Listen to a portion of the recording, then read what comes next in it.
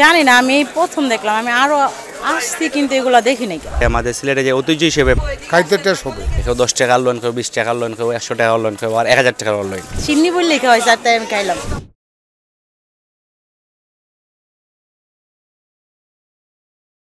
আমাদের সিলেটে যে ঐতিহ্য হিসেবে আমাকে সবচেয়ে ভালো হয় মানে তুষারসিন্নিকে বলা হয়। ছোটোবেলা যখন আমরা মসজিদে যাইতাম বা মাদ্রাসায় যাইতাম, তো অনেকে বাসা বাড়ি থেকে এটা বানায় আনতো, তারপর আমরা দ্বিতীয় বিতরণ করতো, তো আমরা নিয়ে যেতাম নামাজের পরে অথবা মাথা ছুটি হওয়ার পরে আমরা নিয়ে নিতাম।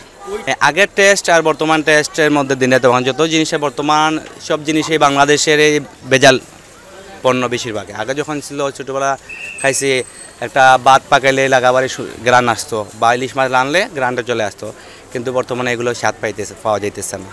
যত সমাজে সব কিছু বেজাল চলতেছে। চিনি লাগবো 4 কেজি, ময়দা 4 কেজি, ডালটা 4 কেজি, এগুলি দিয়ে তো বানাই তুইব। ঘি দিতে 2 কেজি, ঘিটা আর তেলটা সাইডা জাল দিয়া লাল করে ময়দাটা এর মধ্যে শিরা ছাড়তে হবে, শিরা লাড়তে হবে, লাললে গিয়া সিনটা আস্তে আস্তে লাল হবে, এর বাদে গিয়ে এটা মজা পারিব, খাইতে টেস্ট হবে।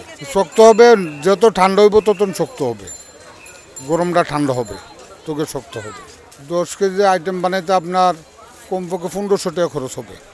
না, অনেকে শখ করে কিনে, আবার মাজারও মিলে তো অনেকে দেয়, 10 কেজি 5 কেজি নিয়ে মিলে শরীফ দেয়। এখানে আমিত্তি পায় না, জিলাপি পায় না, এই সিন্নি নিয়ে মিলে তো দিলে সিন্নি মিলে তো সবে খাইব না। আমি এটা দেখিনি কখনো, ছোটোবেলা থেকেও আমরা দেখলাম, আর এগুলো এখনও ট্রেডিশনাল রয়েছে, মানে দেখলেও মনে হয় ছোটোবেলার কথা যে তুষারসিনিটা মানে বালা, এবং মাঝে মধ্যে জানাছে আমরা খাওয়ার লাগে। কেউ 10 টাকার লোন, কেউ 20 টাকার লোন, কেউ 100 টাকার লোন, কেউ আর 1000 টাকার লোন।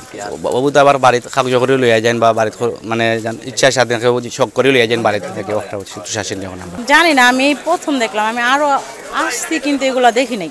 কিন্তু এই ভাই আমারে খাওয়াইলো, আমি খাইলাম। সিন্নি, ওনার সিন্নি বললো, একটা সিন্নির মতো তবারক, তুষার সিন্নি, ঠিক আছে সিন্নি, তো উনি আমার সিন্নি বললেই খাওয়াই স্যার, তাই আমি খাইলাম। অন্য কিছু হইলে খাইতাম না, বলতেছে এটা তবারকের মতো, তাই খাইলাম।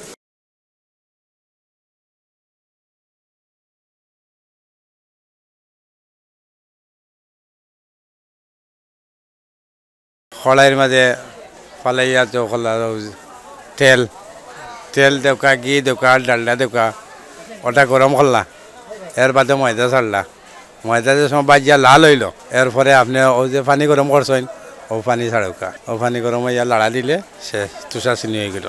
লাল হইলে লাল বানাও, সাদা হইলে সাদা, সাদা হইলে কি কম বাজলে সাদা হইল, বেশি বাজলে লাল হইল। অনেকে চিনে না এটা কিতা, তো অনেকে তুষারসিনি চিনে না, হালুয়া কয়, আমরা সিলেটেও বেশি অংশ কিনে।